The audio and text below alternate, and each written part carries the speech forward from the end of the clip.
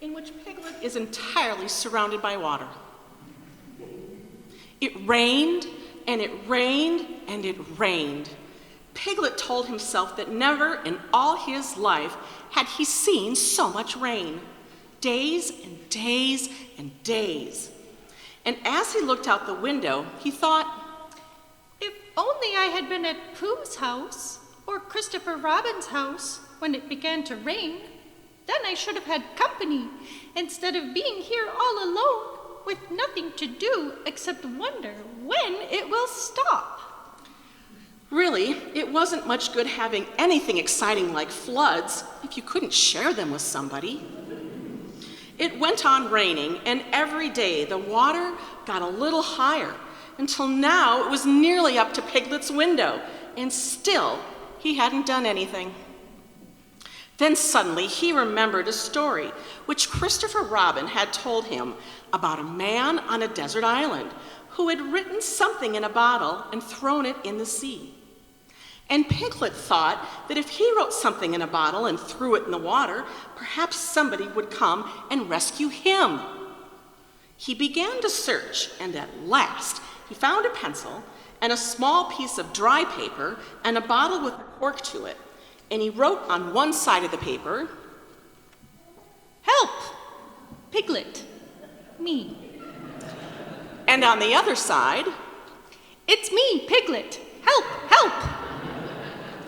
Then he put the paper in the bottle, and he corked the bottle up, and he leaned out the window as far as he could lean without falling in, and he threw the bottle as far as he could throw. Splash! And he watched it floating away, and then suddenly he knew that he had done all that he could do to save himself.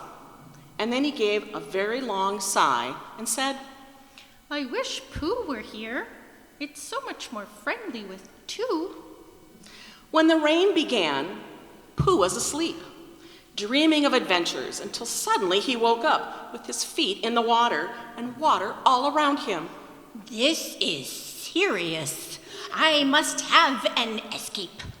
So he took his largest pot of honey and escaped with it to a broad branch of his tree. On the morning of the fourth day, when the honey was gone, Piglet's bottle came floating past him, and with one loud cry of Honey! Pooh plunged into the water, seized the bottle, and struggled back to his tree again. Empty? Bother. All that wet for nothing. What's that bit of paper doing? He took it out and looked at it. It's a message. Then he had an idea, and for a bear of very little brain, it was a good idea. If a bottle can float, then a jar can float. And if a jar floats, I can sit on top of it. If it's a very big jar. So he took his biggest jar and corked it up, dropped it into the water, and jumped in after it. Soon, Pooh was triumphantly astride the jar, paddling vigorously with his feet. Presently, Pooh and his jar arrived at Christopher Robin's house, which, being at the very top of the forest, was now a real island. How did you get here, Pooh? On my boat. I had a very important message sent me in a bottle, and I brought it to you on my boat. It's from Piglet. We must rescue him at once. Oh, Pooh Bear, what shall we do? We might go in your umbrella. Suddenly, Christopher Robin saw that they might. I shall call this boat the Brain of Pooh.